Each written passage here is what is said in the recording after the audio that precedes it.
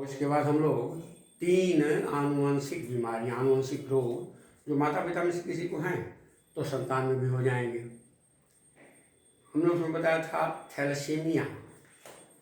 Thalassaemia, इसमें haemoglobin ही बनता ही ठीक से नहीं है, बहुत कम मात्रा बनता है या बिल्कुल ही नहीं। जो जीन बनाने वाला हीमोग्लोबिन जो है, जो प्रोटीन ग्लोबिन प्रोटीन बनती है, जो रक्त हीमोग्लोबिन को तैयार करेगी, निर्माण करेगी शरीर में, वो बनती नहीं है। इसलिए अल्फा बीटा ऐसा थैलेसीमिया हमने बताया। उसमें मेजर और माइनर हमने बताया था। जब बहुत घातक होगी तो मेजर होगी, प्रमुख थैलेसीमिया, और माइनर होगी तो उतना खतरनाक नहीं होगी, सूक्ष्म थैलेसीमिया उसको कहते हैं। दूसरा वो हीमोफीलिया। हीमोफीलिया को हम लोग ब्लीडर्स डिजीज कहते हैं। इसमें रक्त का थक्का ही नहीं जमता। सबसे बड़ा बात है कि दोनों में अंतर है। थैलेसीमिया में हीमोग्लोबिन का निर्माण ही नहीं होता। जो ग्लोबिन प्रोटीन है वो protein, alpha globin protein, beta globin protein, ये बनती ही नहीं है। उसके जीन शरीर में जो ऑटोसोमल क्रोमोसोम है, हमने बताया था, उससे यह स्थानांतरित माता पिता संतानों में होती है। हीमोफीलिया में रक्त का जमना एंटी हीमोफिलिक फैक्टर्स को कहते हैं, कारक। यह रोग एक्स क्रोमोसोम पर अप्रभावी एक्स क्रोमोसोम पर पाया जाता है। एक्स के साथ लिंक रहता है। लिंक माने जुड़ा हुआ है, तो अपनी पीढ़ी दर पीढ़ी माता पिता संतान में जाएगा। अब यहाँ पे देखो हीमोफीलिया, यह रोग अधिकतर पुरुषों में पाया जाता है। अब कारण देखिए कहाँ पुरुषों में पाया जाता है ज़्यादा। पुरुष में एक एक्स एक वाई क्रोमोसोम होता है, स्त्री में दोनों एक्स क्रोमोसोम होते हैं। तो पुरुष में एक ही एक्स, चूंकि वाई पर इसका कोई एलील नहीं होता है, वाई के साथ ये संलग्न होता ही नहीं है, अप्रभावी एक्स के साथ होता है। तो पुरुष में एक ही एक्स है, एक एक्स के साथ अगर जुड़ गया तो पुरुष तुरंत हीमोफिलिक हो जाएगा। हीमोफिलिया उसको होना ही होना है। जबकि मादा में, स्त्री में दोनों एक्स पर इसके लक्षण रहेंगे, तब जाकर के हीमोफिलिया होगा। और जनरली प्राय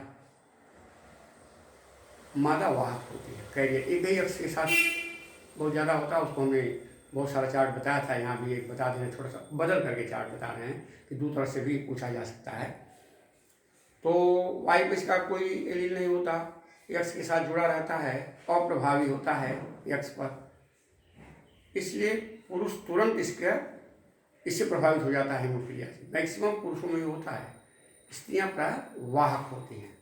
हाँ, ये बीमारी विक्टोरिया रानी जो थी इंग्लैंड की, ये विक्टोरिया, उसका जब विक्टोरिया रानी से गैमेट बना तो उसमें इसका लक्षण पाया गया, कैरियर थी। लेकिन उसके जो प्रिंस थे, जिस शादी हुई थी, उनमें नहीं था ये लक्षण। लेकिन पुत्रियों में ये लक्षण, पुत्रियां वाहक के रूप में, और उनका लड़का प्रभावित हो गया, जिससे मात्र 31 साल की उम्र में ही उसकी मृत्यु हो गई। जबकि रानी राजा इंग्लैंड के थे, बचाया नहीं जा सका, क्योंकि इसमें इतना ज़्यादा रक्षा, अरे 2 से 3 मिनट के अंदर, 4 मिनट के अंदर रक्त का थक्का जम जाएगा, सामान्य रूप से कटता है तो। लेकिन इसमें 24 घंटे रक्त बहता रहेगा। हल्की चोट भी लग जाए, इतना खून शरीर से निकल जाएगा कि इससे बचना मुश्किल। सबसे पहले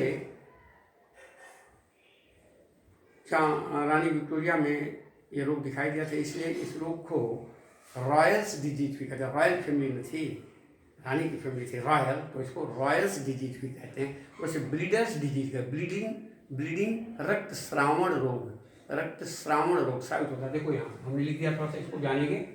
यह रोग अधिकतर पुरुषों में पाया जाता है। इसकी जीन एक्स क्रोमोसोम पर स्थित होता है, एक्स पर ही पाया जाता है। यह एक्स क्रोमोसोम में एक उत्परिवर्तित जीन, हमने बताया उत्परिवर्तन हो जाता है, बदलाव हो जाता है, म्यूटेशन हो जाता है जीन की संरचना में। आकस्मिक प्रयोग, जैसे मैं बता रहा था कि बहुत से रासायनिक पदार्थ, अल्ट्रावायलेट रेज, रेडियो एक्टिव पदार्थ, क्रॉसिंग ओवर के समय, इसके कारण मैंने बहुत सारा बताया था, आनुवंशिक रोगों के कारण। शुरू शुरू में, उसके कारण म्यूटेशन हो जाएगा जीन में, उत्परिवर्तन। आकस्मिक परिवर्तन को हम कहते हैं उत्परिवर्तन होना, जिससे संतान रोग ग्रसित हो जाएगी। तो उत्परिवर्तित जीन, म्यूटेंट जीन, उत्परिवर्तन को म्यूटेशन कहते हैं, उत्परिवर्तित म्यूटेंट जीन की उपस्थिति के कारण होता है। यह जीन रक्त थक्काकरण, ब्लड क्लॉटिंग, 9 क्लास में पढ़ा, रक्त का थक्का जमता है, थ्रोम्बोप्लास्टिन, प्रोथ्रोम्बिन, फाइब्रिनोजन, ये प्रोटीन है। तो रक्त अब क्यों नहीं जमता, खून शरीर में बह रहा है तो क्योंकि anti haemorrhagic, anti coagulant heparin होता है खून में। हमने बताया था एंटी कोएगुलेंट माने खून को जमाने, एंटी रोकने के लिए। तो जब यह थक्काकरण के लिए उत्तरदायी कारक एंटी हीमोफिलिक ग्लोब्यूलिन, उसका नाम है, ग्लोब्यूलिन प्रोटीन है, एंटी हीमोफिलिक ग्लोब्यूलिन, इसी का निर्माण नहीं होगा। जब नहीं होगा तो नहीं जमेगा। ये जीन, म्यूटेंट जीन क्या कर देगा, एंटी हीमोफिलिक, हीमोफिलिया है, एंटी हीमोफिलिक ग्लोब्यूलिन के निर्माण को रोक देता है। इसलिए रक्त का थक्का नहीं जमता और अधिक रक्तस्राव से व्यक्ति की बहुत जल्दी मृत्यु हो जाती है। इसलिए इसको ब्लीडर्स डिजीज कहते हैं। एक सामान्य उदाहरण हमने दिया, 3-4 उदाहरण मैंने इसके पहले बताया था, इसके तुरंत पहले देखोगे तो यहाँ अब एक उदाहरण हमने दे दिया कि यदि एक सामान्य पुरुष है, देखो पुरुष सामान्य है, इस तरह से भी बनाया हुआ मिलेगा किताबों में। वैसे हमने दूसरी तरह से बनाया था, उसको बता देते हैं।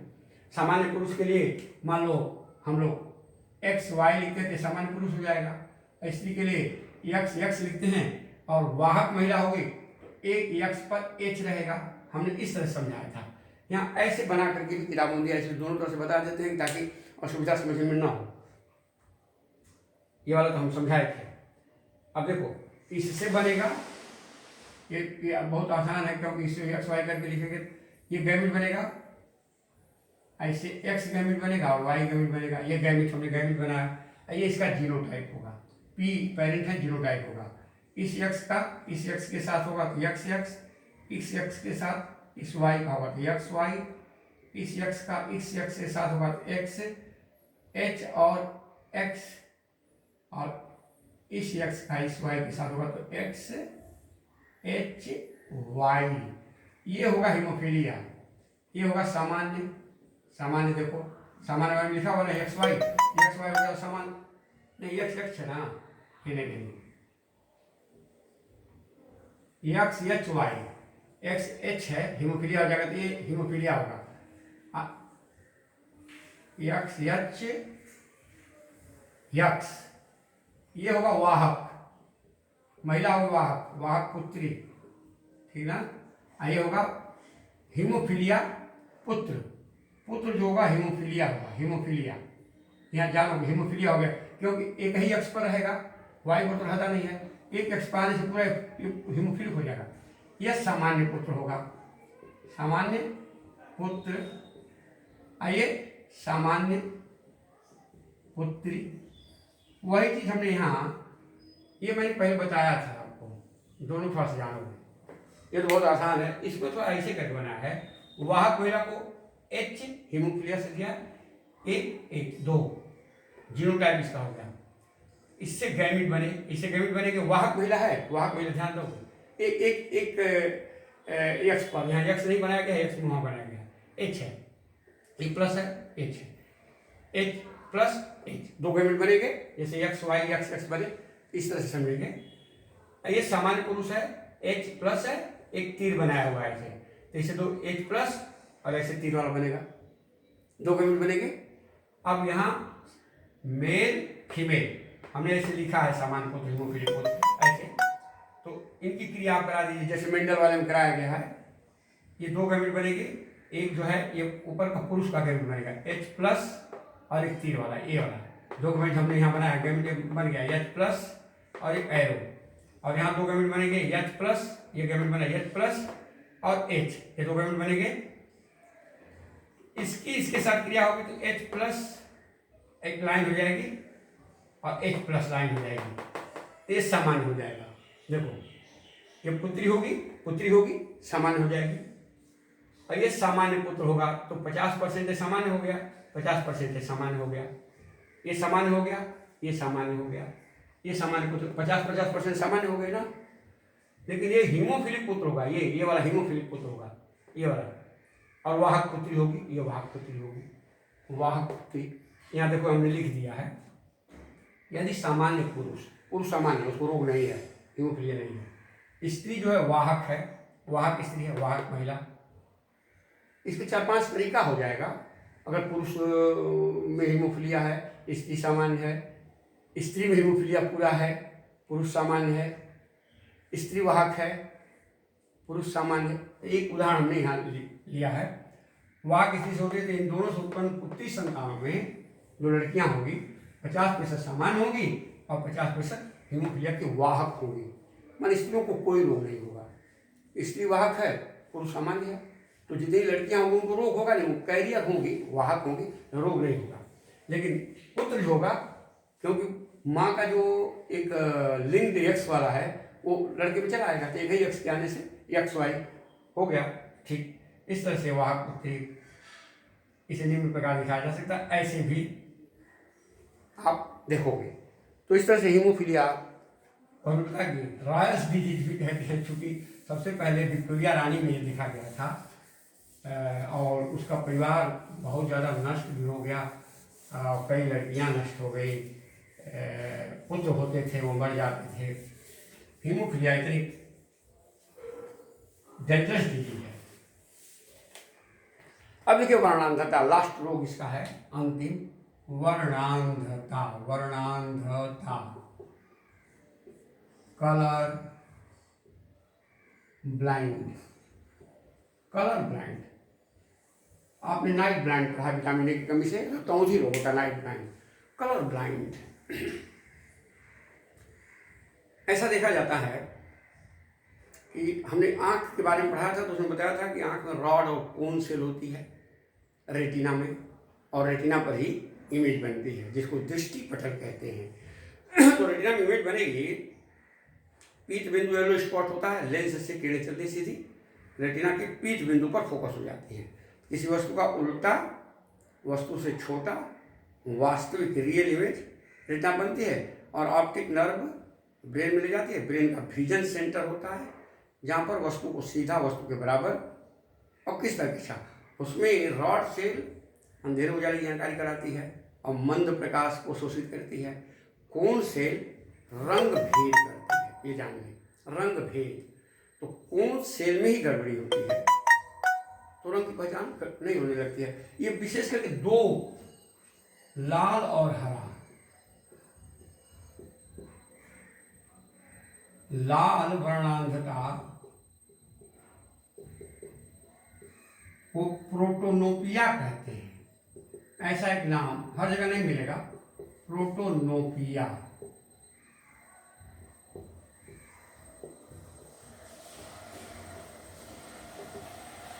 और हरा वर्णांधता को ड्यूटरोनोपिया कहते हैं, ड्यूटरोनोपिया। ट्राइटोनोपिया एक नीला वर्णांधता भी होता है, ड्यूटरोनोपिया, ऐसा ड्यूटरोनोपिया। लाल और हरा, हरा और लाल दो रंग की पहचान नहीं होगी। अब ऐसा आदमी ड्राइवर हो और गाड़ी लेके जा रहा हो, रेड सिग्नल, ग्रीन सिग्नल, दो ही सिग्नल हैं। अब बेचारे को पता ही नहीं चले कि अब ग्रीन सिग्नल उसको ठीक से ना पता चले तो गाड़ी लेके, रेड सिग्नल पता नहीं चले गाड़ी लेके चलते रहा, तो बड़ा परेशानी हो सकती है ऐसे व्यक्ति के लिए। यह भी, इसका भी ठीक हीमोफिलिया की तरह से जो जीन है वह X क्रोमोसोम पर ही पाया जा रहा है, जैसे हीमोफिलिया में होता है। और उसमें म्यूटेशन हो जा रहा है, उत्परिवर्तन। तो कौन सेल की कार्य क्षमता, जो उसमें पिगमेंट है, रंग, कौन सेल में रंग पाए जाते हैं, आइडोप्सिन, साइनोप्सिन, और रॉड सेल में रोडोप्सिन पाया जाता है। तो जीन में उत्परिवर्तन होने से जब कौन सेल में रंग भेद की क्षमता, लाल और हरा रंग भेद की क्षमता खत्म हो जाती है, तो ये वर्णांधता रोग हो जाता है। यह रोग भी उसी तरह से जैसे हीमोफीलिया को हमने बताया चार्ट से। अब सपोज कीजिए यहाँ पर यह स्त्री है एक्स एक्स, अब इसको समझो कि सी माने कलर ब्लाइंड, अगर हम सी लिखते सी कलर ब्लाइंड हो गया, तो ये वाहक अगर महिला है और पुरुष जो है सामान्य है, कलर ब्लाइंड नहीं है, सपोज कीजिए ये सामान्य पुरुष, यहाँ क्या करेंगे सामान्य पुरुष है, उसी तरह से जैसे बताया उसी तरह समझा रहे हैं, और वाहक स्त्री है। एक चीज जानो, हमने बार बार बताया है, हीमोफीलिया हो चाहे कलर ब्लाइंड हो, वर्णांधता हो, अगर दोनों एक्स के साथ लिंक होगा तब महिला पूरा पूरा वर्णांध होगी, रंग नहीं पहचान पाएगी। अगर वाहक है तो रंग पहचानेगी, खाली कैरी करेगी, संतान में ले जाने का काम, कैरियर का काम करेगी अगर एक एक्स के साथ जुड़ा हुआ है तो। लेकिन पुरुष में अगर एक ही एक्स पर है, वाई से इसका कोई मतलब नहीं, वाई पे इसके लिए होते नहीं, तो एक्स के साथ अगर लिंक है तो पुरुष तुरंत वर्णांध हो जाएगा। तो अब क्या होगा, अब ये गैमिट बनेगा, गैमिट बनेगा, एक एक्स बनेगा, एक एक्स कलर ब्लाइंड वाला बनेगा, ये गैमिट है, गैमिट। ऐसे गैमिट बनेगा एक्स, ऐसे गैमिट बनेगा वाई। अगर इसमें हम क्रॉस की क्रिया कराएं तो हम ऐसे ही चार्ट बना सकते हैं, एकदम मेंडल के नियम पर है और कुछ है नहीं इसमें, किसी को आप जानो मेंडल वाला नियम एकदम इसमें लागू होता है।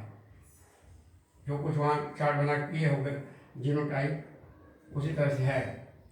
तो इसको हम, ये पुरुष है ये स्त्री है, मान लो नीचे वाला स्त्री है, स्त्री का गैमिट क्या है, यक्स है और यक्स सी है। पुरुष का क्या है, यक्स है और वाई है, ये पुरुष का हो गया। इसका क्रिया हुआ तो यक्स यक्स हुआ, इसका क्रिया हुआ तो यक्स वाई हुआ, इसका क्रिया हुआ तो यक्स यक्स सी हुआ, और इसका क्रिया हुआ तो यक्स सी वाई हुआ। ये पुत्र होगा तो कलर ब्लाइंड होगा, वर्णांध पुत्र, समझोगे, क्योंकि पुत्र यक्स वाई है ना, यक्स वाई, यक्स पर सी हो गया है, तो सी माने कलर ब्लाइंड, एक ही यक्स पर रहेगा, वाई को होता नहीं, ये कलर ब्लाइंड है। ये सामान्य पुत्र होगा, सामान्य पुत्र, सामान्य पुत्री, वाहक पुत्री, ये क्या होगी, वाहक पुत्री, सामान्य पुत्री, ये वाला सामान्य पुत्री। इस तरह से हम कहें दोनों का अगर कलर पूरी वाहक नहीं होकर के कलर ब्लाइंड स्त्री है और पुरुष सामान्य है तो दूसरा रूप हो जाएगा, ऐसे आप गैमिट बना सकते हो। इस प्रकार ये रोग पीढ़ी दर पीढ़ी ये भी जाता है माता पिता में किसी को। अब इसी हिसाब से मान लो पिता सामान्य है और माँ कलर ब्लाइंड हो तभी पुत्र कलर ब्लाइंड हो जाएंगे, पुत्री कलर ब्लाइंड हो जाएगी, पुत्री वाहक होगी, नहीं पुत्र कलर ब्लाइंड हो जाएगा निश्चित रूप से। अगर माँ वाहक है या माँ कलर ब्लाइंड है तो पुत्र को कलर ब्लाइंड होना है, क्योंकि एक ही एक्स पर उसका वाई पर होता नहीं है। तो इस तरह से वर्णांधता भी पीढ़ी दर पीढ़ी जाती है। इसी के लिए हमने बताया था कि जेनेटिक काउंसलिंग परामर्श डॉक्टर से लिया जाता है इन रोगों के लिए, ताकि जैसे थैलेसीमिया में विशेष करके इसका जेनेटिक काउंसलिंग की जरूरत पड़ती है कि अगर माता पिता में किसी को थैलेसीमिया हीमोग्लोबिन शरीर में नहीं बनती है तो उसके लिए बड़ी प्रॉब्लम हो सकती है, क्योंकि हीमोग्लोबिन ही नहीं बनेगा तो बार बार उसके शरीर में रक्त चढ़ाया जाएगा, तो हमें बताया था आयरन का ओवरलोड हो जाएगा, और आयरन का ओवरलोड होगा तो उसका लीवर खराब होगा, उसका अंतःस्रावी तंत्र पूरा गड़बड़ हो जाएगा, उसके तंत्रिका तंत्र पर बुरा प्रभाव पड़ेगा, उसके स्प्लीन वगैरह बढ़ने लगती, स्प्लीनोमीगैली हिपैटोमीगैली, तो लीवर बढ़ना, हिपैटोमीगैली, स्प्लीन प्लीहा बढ़ना, स्प्लीनोमीगैली, दोनों बड़े भयंकर रोग होते हैं और बार बार चढ़ाने से ऐसा होने लगता है। तो इस तरह ये रोग बड़े खतरनाक होते हैं, जो अगर माता पिता में किसी को हैं तो संतान में भी की संभावना रहती है। बहुत सारे प्रश्न इस पर होंगे, पुस्तक में बहुत सारे प्रश्न, और जब हम प्रश्नों को 2017 से 2020 के जो बोर्ड में पूछे गए तमाम इस पर प्रश्न आए हैं, तो उसको एक बार प्रश्न को हम लिख करके उसको दे देंगे आपको याद करने के लिए। लेकिन पहले चैप्टर, तो ये तीसरा चैप्टर आपका कंप्लीट हो गया है। इसमें आनुवंशिकता और कुछ आनुवंशिक रोग, इसके बाद हम लोग आगे बाद में पढ़ेंगे।